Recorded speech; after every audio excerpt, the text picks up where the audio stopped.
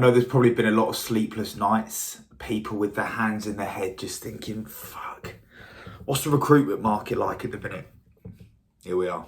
So I thought I'd give you a quick overview. It's good. It's from a rec direct perspective, it's still really good. And what we're hearing from our clients, who are mainly tech clients, but we've got a few outside of that as well, is things are still good. Like job flow is still good. Obviously not as good as it's been the past couple of years, but still really good. From our perspective, a lot of the candidates that we speak to, and I put a post up about this the other day, want delivery focused roles.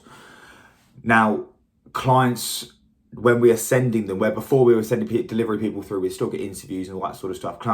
Most clients now are giving a hard stop on us sending through delivery people. They only want 360 people, or people who want to learn 360. I think that's the key there, is people that actually all want to do it or are happy to do it. Those guys are still getting interviewed at the minute. But yeah, pure delivery people, it's almost a no now. There's just the job flow from house accounts and that sort of thing just isn't enough. And they need people to come in and pick up their own work, or be willing to learn how to pick up their own work. So yeah, that's probably the biggest thing. I reckon probably 80% of the candidates I speak to want delivery. Now, don't get me wrong, there are still delivery roles out there, but there are not a lot, and they've got a lot stricter on the caliber of delivery people coming in. You know, if you've done, one deal in a year in a delivery role, it's going to be difficult. But if you've been in a mainly delivery and you've done really well, there's still there's still some really good clients out there for you. But the expectation is now through the roof, and the base salaries aren't going to be at consultant level. So yeah, it's just about understanding where, if you're looking to leave as a delivery person, understand kind of why you are looking to leave. And if you're looking for a higher base salary and a better commission structure, probably not going to happen. But yeah, it depends on your motivations, really. I think, and I've said this to a few people, and I think a lot of people know this anyway, that I think the reason it's got to this point where so many people want to do delivery is 3 years ago when COVID happened, or however long it was, that entry level 3 years completely got wiped out because they were all sacked.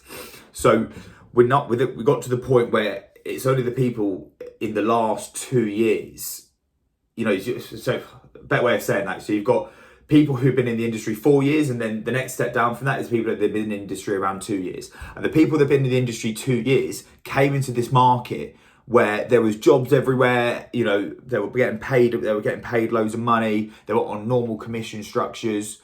And now the market's changed, and their managers on their back going, right, you need to make some calls, you need to pick up your own business and that sort of thing. And a lot of them just gone, fuck that. I've never had to do that before. I don't want to do that.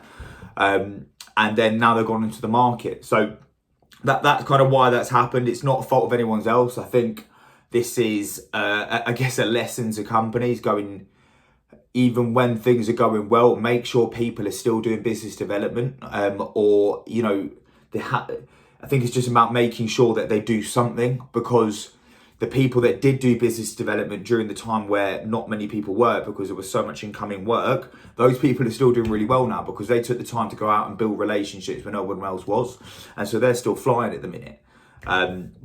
So I guess that's why we're in this situation at the minute. I speak to clients all the time, and they're receiving so many delivery people, and that's essentially why. The biggest skill at the minute is people who can sell, people who want to sell, people who can bring on clients. I think I kind of put a post out about this the other day. I think what companies are going to have to start doing is either have teams based on a 180 model, where people just focus on clients and people just focus on delivery.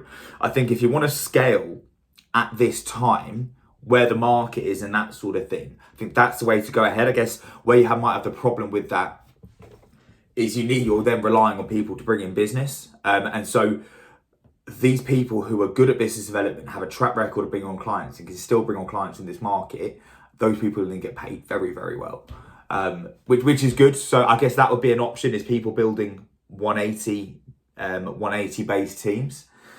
Or, I think salaries over the next sort of 6 months to a year are going to be highly favourable for people who can bring in their own business. 360 recruiters who can operate a proper 360 desk. I think those people are going to get more and more rewarded over the next 6 to 12 months. Not in just regards to base salary, but I think there'll be more incentives and more bonuses to get these people to leave their business where they're at and join other businesses. I think that will become more prominent. But yeah, look, overall, it's good. Companies are still doing well. There are companies which are struggling. But being honest, those are the companies that just sat on accounts when things were good. So again, these are learning lessons. I think I've seen a few situations with companies letting lots of people go. These are big companies that people would know as well. I think not learning what happened during COVID when things got bad and they got rid of everyone, and then, those companies then struggled to grow again. I think be careful if you're thinking of doing that, because it will come back to bite. We already learned this, and I think it'd be a mistake just to, look at straight away, right, where can we cut costs when things aren't even that bad? It's just, you just need to, instead of getting rid of people, train the people you already have to do the job. And look, if they're sitting there going straight up, I don't want to do sales, then yeah, okay, fair enough. But, I think it's just about making people realise that dealing with candidates and dealing with clients, it's the same. And people have this connotation towards business development that it's so hard and all that sort of stuff. And yeah, but finding good candidates is hard. Do you know what I mean? You still manage to do it. It's just about doing it every single day and building that into your process. So yeah, I was thinking of doing maybe some sort of video on business development, but I haven't had to think about that yet. But look, obviously, if you're looking, hit me up. We got some really good clients looking.